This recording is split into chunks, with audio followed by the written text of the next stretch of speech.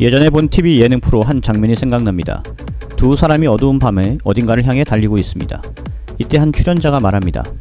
덕분에 조깅 한번 실컷 하네. 그러자 또 다른 출연자가 말을 받습니다. 밤에 달리는 거니까 조깅이 아니라 야딩이지. 이 뭔 개소리야! 여러분도 알다시피 조깅은 영어 jogging에서 나온 외래어입니다. 아마도 이런 멘트를 날린 출연자는 조깅이라는 단어가 아침조라는 한자에서 유래한 우리말이라고 잘못 알고 있는 듯합니다. 언어는 생물처럼 변하고 진화합니다. 세계가 점점 좁아지면서 다른 언어에서 유래한 외래어들도 점차 늘어납니다. 오늘은 엄연히 영어 단어임에도 불구하고 발음이나 어감이 우리말과 비슷해서 원래 우리말 아니었나? 라고 오해할 수 있는 단어들이 어떤 것들이 있는지 재미삼아 한번 알아보도록 하겠습니다.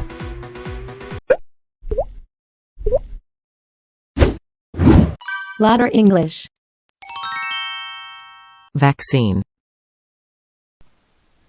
여러분의 핸드폰은 갤럭시인가요? 아이폰인가요? 여러분이 생각하는 최고의 축구 선수는 메시인가요? 호날두인가요? 지난 코로나 팬데믹 기간에 갤럭시인지 아이폰인지 메시인지 호날두인지만큼이나 많은 사람들의 선택 장애를 불러일으켰던 논쟁거리가 있습니다. 바로 화이자인가 모더나인가입니다. 이제는 오래된 추억처럼 아련하기까지 한 바로 코로나 백신에 관련된 논쟁입니다.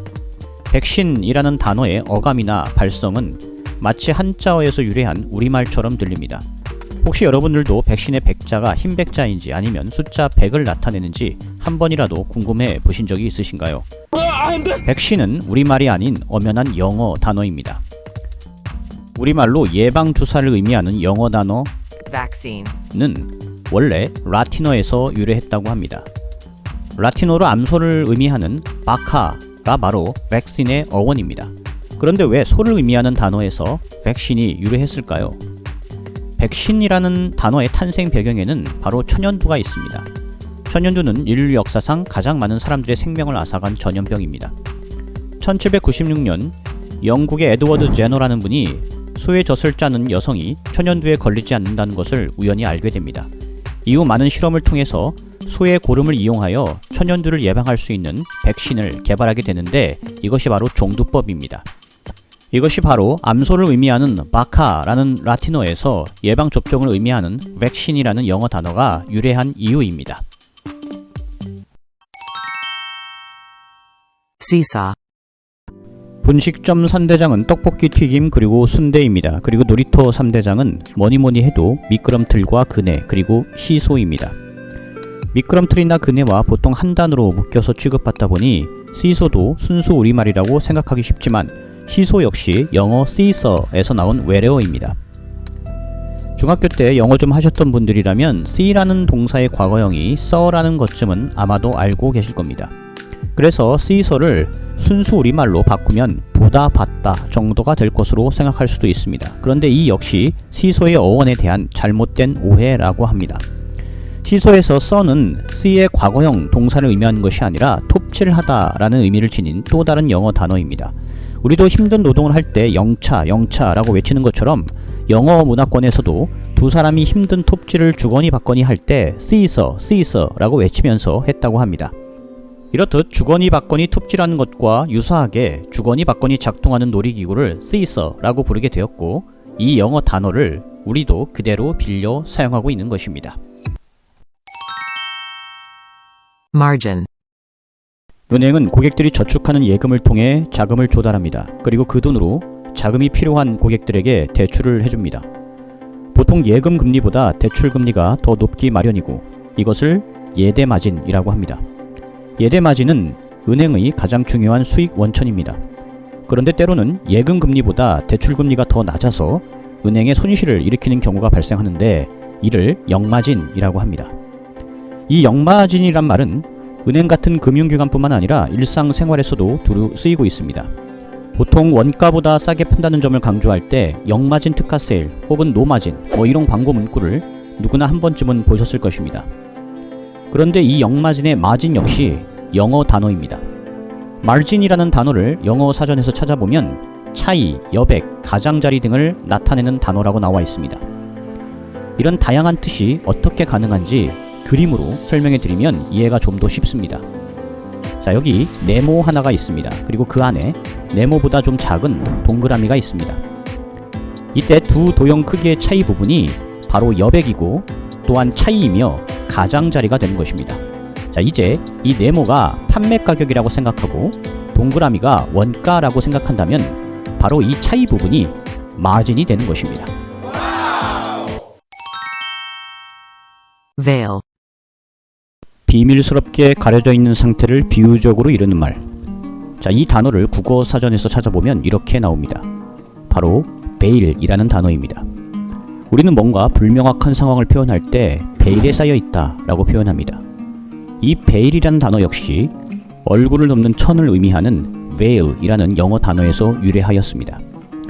옛날에는 동서양을 막론하고 평상시에 여성들은 이런 베일을 대부분 착용하였습니다. 우리에게 너무나 익숙한 예수님의 어머니 마리아의 조각상을 보더라도 이 점을 알 수 있습니다. 지금도 이슬람 종교의 지배를 받는 많은 국가들이 여성들의 베일 착용을 의무로 하고 있습니다. 비단 중동까지 가지 않더라도 지금 우리나라에서 얼굴이나 머리를 덮는 이런 베일을 쉽게 볼 수 있는 곳이 있습니다. 바로 결혼식장과 성당에서입니다. 신부가 얼굴을 가리는 면사포, 또 천주교 여성 신도들이 머리를 덮는 미사포가 바로 베일의 예라고 할 수 있습니다. 성당에서 여성들이 베일을 착용하는 이유는 성경에 기초하고 있다고 합니다.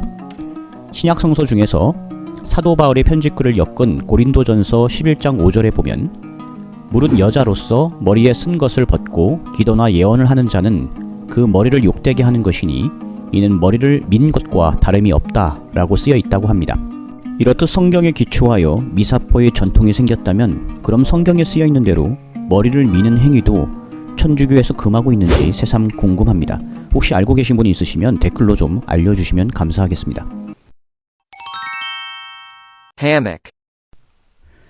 열대지방 휴양지에서 나무와 나무 사이에 설치한 그물침대, 바로 해먹입니다. 해먹 역시 음절 단위로 끊어지는 발음으로 인해 한자어에서 유래한 우리말이라고 오해할 수 있지만 사실 엄연한 영어 단어입니다. 해먹은 원래 남아메리카 원주민들 사이에서 잠을 자거나 휴식을 취할 때 사용되어졌다고 합니다. 침대라던가 아니면 그냥 바닥을 이용하지 않고 왜 공중에 떠있는 해먹을 이용하였는지는 아마존 열대우림이 넓게 퍼져 있는 그들이 서식 공간을 고려해 본다면 쉽게 이해가 됩니다. 높은 습도를 머금은 채 항상 질척한 땅바닥, 바닥과 벽을 기어다니는 수많은 독충과 독사들, 아마존이라는 극한의 생활 환경을 한번 생각해 본다면 그들에게 해먹이야말로 가장 최적의 침대였을 것입니다. 해먹은 침대를 놓을 공간이 부족한 배 안이나 심지어 달 착륙 우주선에서도 침대 대용으로 요긴하게 사용되어졌다고 합니다. 요즘에는 휴양지 감성을 느끼고 싶은 사람들을 위한 실내 해먹도 인터넷 쇼핑몰에서 어렵지 않게 찾아볼 수 있습니다. 우리나라 사람들의 사용 후기를 보면 해먹을 이용하였을 때 멀미가 난다거나 공중에 떠 있어서 뭔가 불안정하다거나 몸을 뒤척이지 못해 불편하다는 의견이 많습니다. 반면에 아마존 원주민들은 고급 라텍스 침대보다 자신들이 늘 사용했던 해먹이 훨씬 편안하다고 느낄 것입니다. 누구에게나 자신에게 가장 익숙한 공간이야말로 가장 안락한 침대, 가장 훌륭한 해먹이 될 것입니다. 불편해 보일지도 모르는 거실 소파에서의 낮잠이 달콤하게 느껴지는 이유도 아마 그래서일 것입니다. Pajama. 여러분은 잠을 잘 때 잠옷을 입고 주무시나요? 아마 대부분은 특별히 잠옷을 입기보다는 그냥 편한 옷이나 내일을 입고 잠을 잘 것입니다. 그럼에도 평소에는 잘 입지 않던 잠옷을 한 번 정도는 입어줘야 하는 경우도 있습니다. 바로 친구 집에서 파자마 파티를 할 때입니다. 파자마는 영어 paja마에서 온 단어입니다. paja마라는 영어 단어는 다리를 감싸는 천을 뜻하는 페르시아어가 어원이라고 합니다. 인도가 영국의 식민지였던 시절 인도 남성들이 입었던 헐렁한 바지를 영국인들이 자주 보게 되었다고 합니다. 평소에 입고 다니기에는 영국 사람들의 패션 취향과는 전혀 어울리지 않았지만 그러나 잠을 잘 때 입으면 헐렁해서 통풍도 잘 되고 편안해서 주로 잠을 잘 때 인도인들의 바지를 입기 시작을 했는데 이렇게 해서 바로 오늘날 잠옷을 의미하는 영어 단어 paja마가 탄생되었다고 합니다. PR. Public relations. 지금은 자기 PR의 시대. 아마 이런 문구 어디에서 한 번쯤은 들어보셨을 겁니다. 인터넷과 SNS의 팽창으로 자기 자신을 알리고 홍보하는 일은 요즘은 숨을 쉬는 것만큼이나 너무나도 당연하고 자연스러운 활동이 되었습니다. 때문에 자신을 알린다 라는 의미의 PR이라는 단어는 지금은 너무나 당연해서 오히려 많이 사용하지 않는 단어가 되었습니다.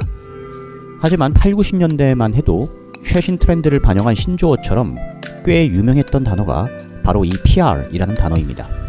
여기서 PR은 영어 알파벳 PR을 그대로 발음한 것인데 이는 Public Relations의 약자입니다. Public은 일반 대중을 의미하므로 PR은 우리말로 일반 대중과의 관계라고 직역할 수 있습니다. PR은 경영학에서 다루는 마케팅 용어입니다. 주로 제품을 생산하는 기업이나 정부 단체 등이 일반 대중을 대상으로 이미지 개선이나 제품 홍보 등을 위해 행하는 커뮤니케이션 활동 등을 뜻합니다. 그런데 간혹 이 PR이라는 단어를 우리말로 잘못 알고 계신 분들이 있습니다. 아마도 PR이라는 말의 뜻이 자기 자신을 타인에게 알리다 라는 의미인데 이때 PR의 R이라는 음절과 알리다의 R이라는 음절이 우연히 같다 보니 혹시 우리말을 배경으로 한 단어가 아닐까 하는 오해에서 비롯된 듯합니다. 헛소리 하지마 임마. Bidet. 머릿결을 펴거나 웨이브를 줄 때 쓰는 기계. 몇 년 전 학폭을 다룬 드라마에서도 등장했던 K 여고생의 필수 아이템, 바로 고데기입니다. 고데기의 고데는 일본어에서 온 말입니다. 8, 90년대 어머님들이 오랜만에 예식장에 가려면 동네 미장원에서 꼭 고데 정도는 해야 했습니다. 고데기의 고데가 일본어이다 보니 화장실에서 자주 보는 비데기의 비데도 일본어일 것이라고 잘못 알고 계신 분들이 종종 있습니다. 그러나 비데는 영어 단어입니다. 영어로는 비데이라고 발음합니다. 비데는 원래 프랑스어로 귀족들이 애완용으로 기르는 조랑말을 의미한다고 합니다. 유럽의 귀족들이 도자기에 더운 물을 받아서 큰 일을 본 후 뒷물 처리를 했는데 이때 모습이 마치 조랑말을 타듯이 걸터 앉은 모습이어서 이후 이와 같은 장치들을 비데라고 부르게 되었다고 합니다. 우리나라와 일본은 변기에 부착된 형태의 전자식 비데를 주로 사용합니다. 우리나라에서 비데는 거의 대중화되어서 가정에서는 물론 공중 화장실에서도 비데가 설치된 곳이 많습니다. 실제로 우리나라에 관광을 온 외국인들이 가장 놀라워하는 것들 중 하나가 무료로 이용할 수 있는 공중 화장실의 청결함과 변기마다 설치되어 있는 비데라고 합니다. 전자식 비데에 익숙한 우리나라 사람들이 유럽에 갔을 때 꼭 주의해야 할 점이 있습니다. 유럽은 호텔에서조차도 전자식 비데보다는 기계식 비데를 주로 사용한다는 점입니다. 화장실 변기 옆에 나란히 붙어있는 바로 이것이 유럽의 비데입니다. 이 용도를 모르고 비데에서 머리를 감거나 발을 닦거나 심지어 양치를 하신다면